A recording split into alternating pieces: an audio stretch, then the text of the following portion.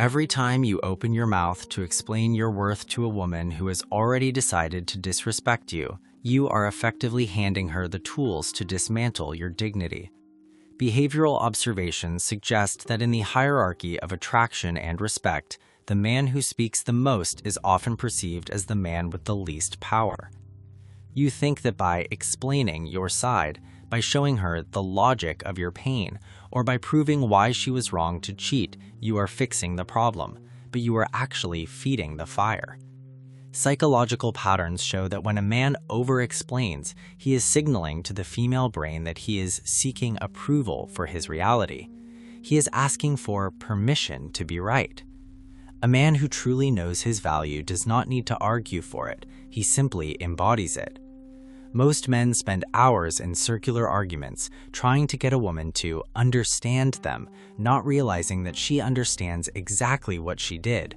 She just doesn't respect the man who stays and talks about it. If you are currently caught in a loop of defending your actions or begging for a fair hearing after she has betrayed the union, you are participating in your own devaluation.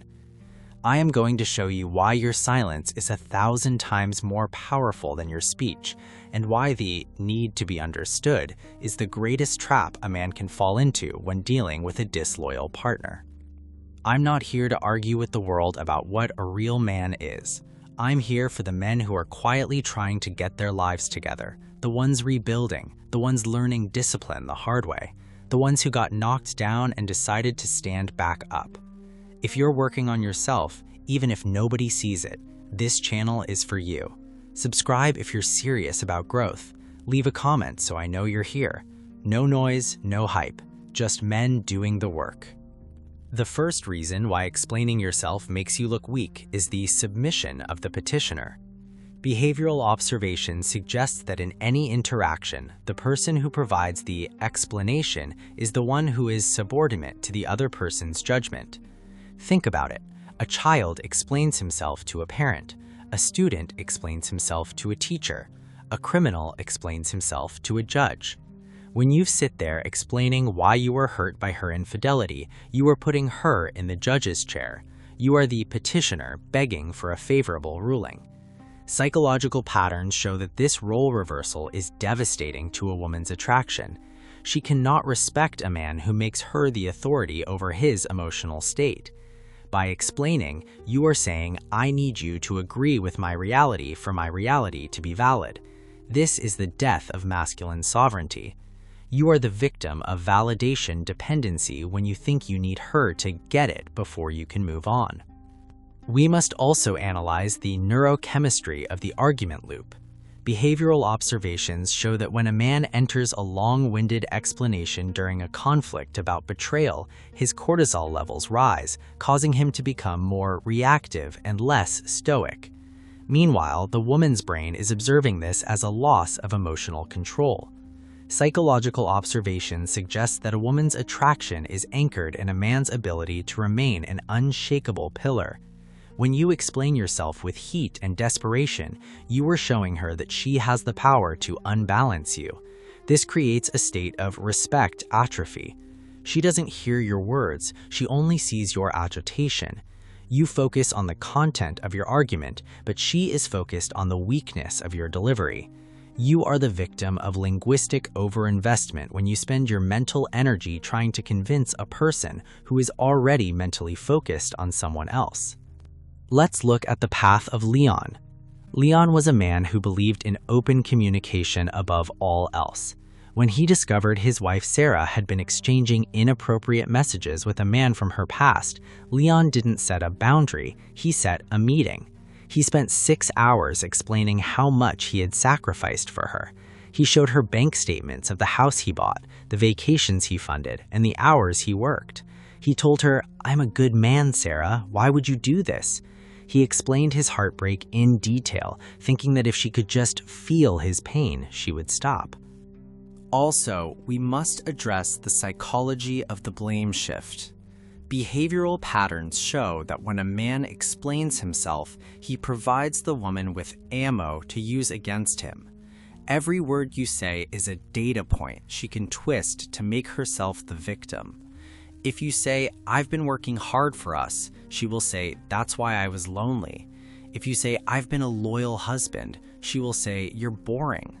Psychological observations suggest that the more you feed the narrative with your explanations, the more she can rewrite the history of the marriage. You are the victim of narrative subsidization when you give her the scripts she needs to justify her own betrayal. You also have to understand the false security of the verbal win. Behavioral observations suggest that men often feel a sense of relief after they've explained their side and the woman nods or apologizes. But this is often a tactical surrender. She isn't convinced, she is just tired of the noise. Psychological patterns show that agreement achieved through over-explanation is not change, it is compliance. As soon as you stop talking, the old patterns return. You focus on the resolution of the argument, but you should be focusing on the redundancy of the act. You are the victim of performative reconciliation when you mistake her silence for understanding. The reality is that your worth is a fact, not a thesis. When you explain yourself to a woman who has betrayed you, you are acting as if that fact is in doubt. Behavioral observations show that the most high-value men in history were men of few words and massive actions. They didn't explain their vision, they built it. They didn't explain their pain, they integrated it and moved forward. You are currently the defense attorney for a victim that doesn't exist. You are not a victim, you are a man of choice who has allowed himself to get stuck in a verbal cage. I don't make content for the average mindset. I make it for the man who holds himself accountable. The one who can say no to distractions, not because someone told him to, but because he decided to. If you're not ready to work on yourself, this won't resonate. But if you are, you belong here. Most people watch and move on. If you're different, subscribe and comment. Show yourself you're serious. The third reason why explaining yourself makes you look weak is the signal of low status. Behavioral observations suggest that in any biological hierarchy, the alpha or the leader is the one who observes more than he justifies. When you spend 30 minutes explaining why her late-night calls are disrespectful, you are signaling that your respect is a request rather than an assumption. Psychological patterns show that a woman's internal attraction mechanism is wired to respond to a man who is self-sustaining. When you explain, you are showing emotional leakage. You are showing that her actions have pierced your armor and that you are bleeding words to try and plug the hole. This is the leakage effect. You are the victim of status suicide when you try to argue your way back into the position of head of the house. We must also look at the power of the information vacuum. Behavioral patterns show that human beings are meaning-making machines. When you stop explaining, you create a vacuum in the other person's mind.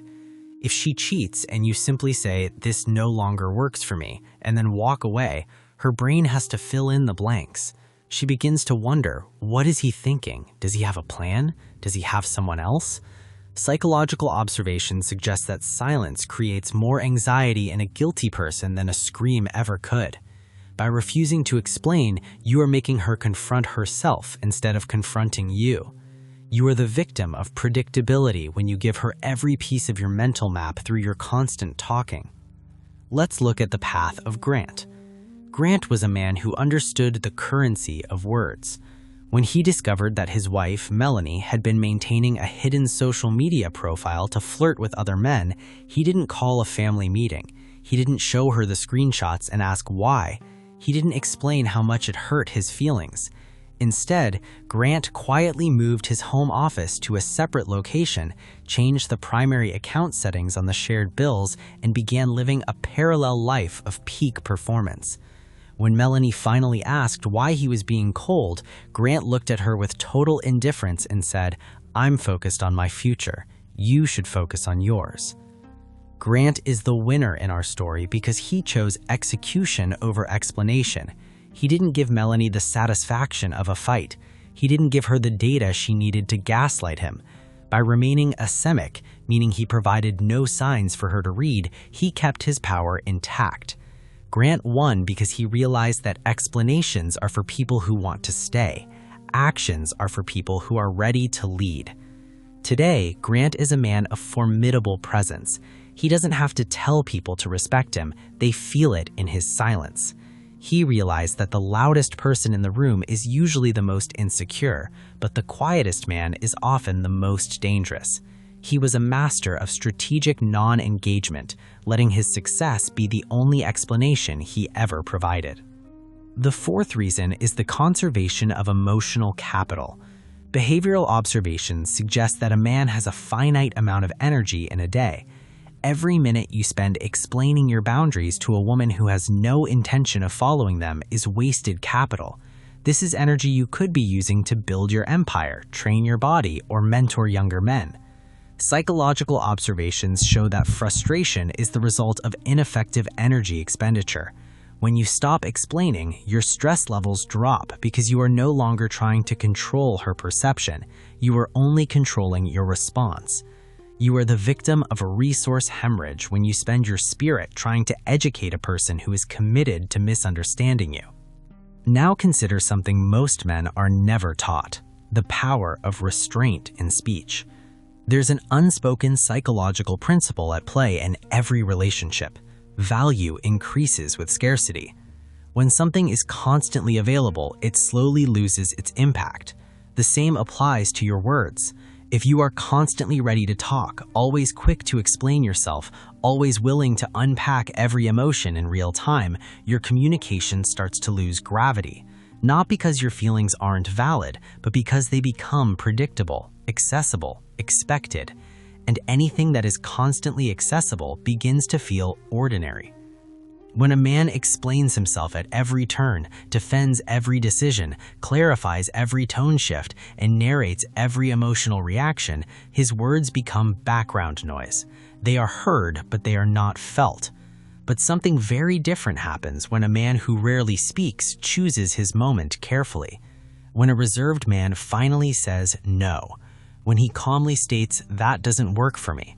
When he withdraws from unnecessary explanation, the energy in the room shifts, because restraint creates weight, silence creates gravity, measured speech creates impact. This isn't about suppressing emotions. It isn't about becoming cold or robotic. True stoicism isn't the absence of feeling, it's the discipline of not over-explaining those feelings to people who haven't earned access to them. Stoicism is the art of emotional containment. It is knowing that your internal state is not public property. Many men fall into what could be called verbal inflation. When your words are constant, abundant, and emotionally overextended, they begin to lose purchasing power in the relationship. The more you explain, the less each explanation matters. The more you justify, the less authority your voice carries. It's like currency printed in excess. Eventually, it's still money, but it doesn't move markets anymore. But when you speak selectively, when you don't rush to clarify every misunderstanding or chase validation through constant dialogue, your words regain strength. They land differently. They are processed more seriously. Silence, when intentional, is not weakness. It is positioning. You don't need to narrate your standards. You don't need to defend every boundary. You don't need to emotionally exhaust yourself trying to be understood by someone committed to misunderstanding you. When you reduce unnecessary speech, what remains carries force, and that force changes dynamics. The final reason is the sovereignty of the unapologetic man. Behavioral observations show that a man who does not explain himself is a man who owns his reality. When you stop explaining, you are telling the world, "My actions speak for me." If you don't understand them, that is a you problem, not a me problem. This is the ultimate masculine frame. Psychological patterns show that confidence is the absence of the need to justify. By refusing to explain your standards to a woman who has trampled them, you are reestablishing your throne. You are better off being feared for your silence than pitied for your explanations. You are currently the chief executive officer of your own life. A CEO does not explain the company policy to a terminated employee. He simply enforces the policy. The moment she cheated, she terminated the contract. Stop trying to explain the employee handbook to a person who is already out the door. I have a smart question for the men who have the stoic resolve to finish this session on the power of silence. If you were a general leading an army and you caught a soldier giving your battle plans to the enemy, would you explain to the soldier why loyalty is important, or would you remove them from your camp immediately to protect the rest of your men? You are the general. The plans have been compromised. Stop talking and start moving. Drop a comment below and tell the Brotherhood what was the exact moment you stopped explaining and started acting, and how did the energy in your life change once you stopped bargaining for respect? If you are still talking too much, what is the one fear that is keeping you from staying silent? Share your sovereign moves. Your silence might be the strength for a brother who is currently drowning in words. Let's build the Council of Sovereign Men together. If you made it all the way to the end, I genuinely appreciate you. That tells me you're not just watching, you're thinking, you're reflecting, you're working on yourself.